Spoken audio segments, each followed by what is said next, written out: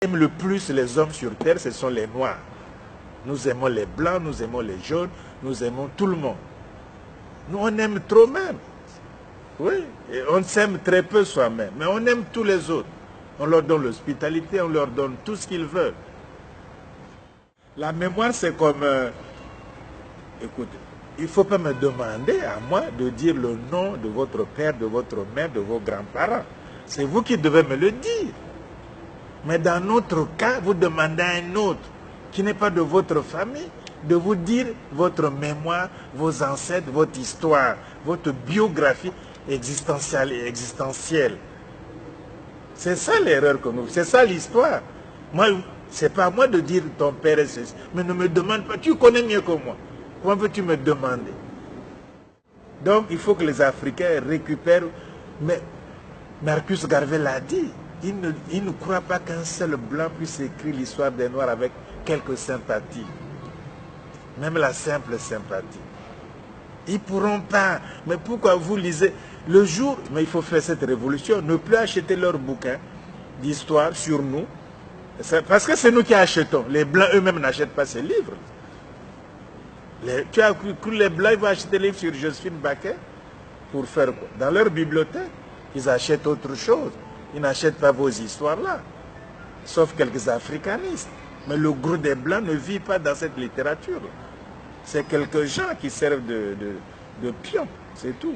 Donc au fond, il faut que les Noirs ne demandent pas à un autre, dis-moi qui était mon ancêtre. Essaie de le trouver toi-même avec tes erreurs. Les Chinois ne demandent pas aux Japonais de dire l'histoire de la Chine.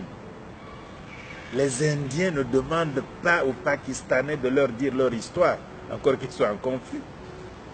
Les Français ne demandent pas aux Allemands d'écrire des livres d'histoire de la France pour les enseigner à l'école française. Les Allemands ne demandent pas aux savants français d'écrire l'histoire de l'Allemagne. Les Anglais n'attendent pas les savants hollandais ou les savants belges ou les savants français d'écrire la littérature anglaise et de l'enseigner à l'école en Angleterre. Hein? Et pourtant on enseigne ça en France. Et pourtant il y a des professeurs qui ont les doctorats dans la littérature anglaise. Mais ils enseignent en France, ils vont faire des conférences, mais on n'attend pas d'eux l'essentiel en Angleterre. Mais or nous attendons tout, absolument tout des étrangers. Et je te querelle, toi, parce que sur ce que quelqu'un a écrit. Hein? Je te querelle, j'ai dit oui, mais tu as lu, Dupont a écrit ceci.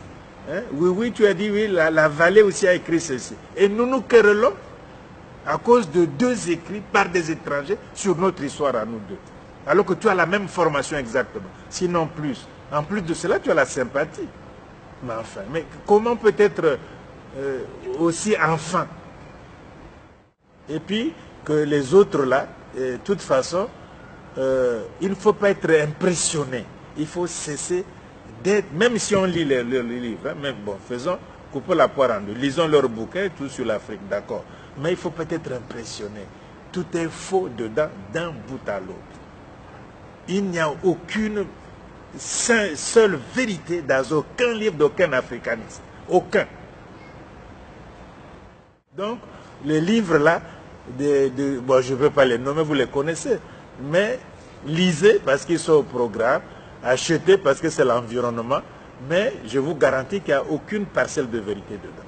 Tous les livres africanistes, écrits par des africanistes français, italiens, portugais, espagnols, anglais, c'est faux d'un bout à l'autre.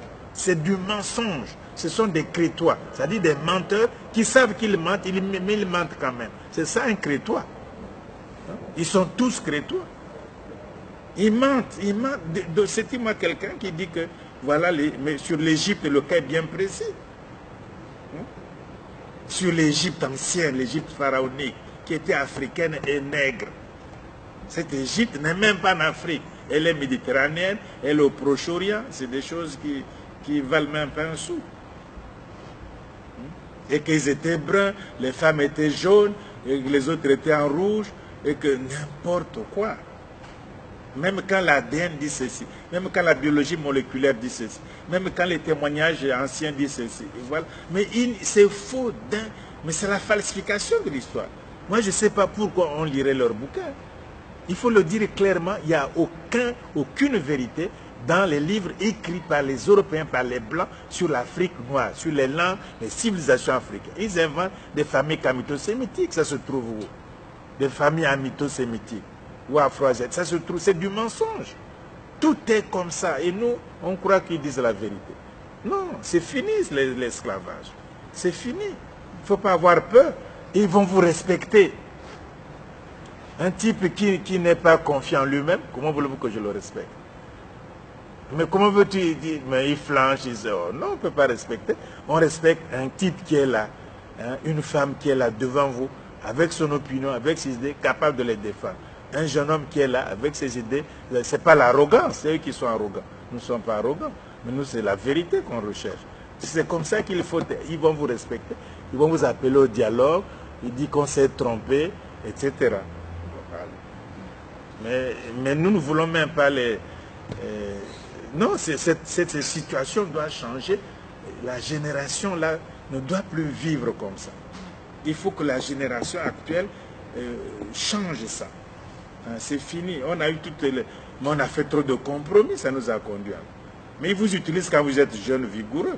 Une fois que vous êtes vieux, vous êtes... ils vous abandonnent. Parlons clairement et simplement. Vous voyez le cas de Senghor, non? Senghor a tout donné à la France.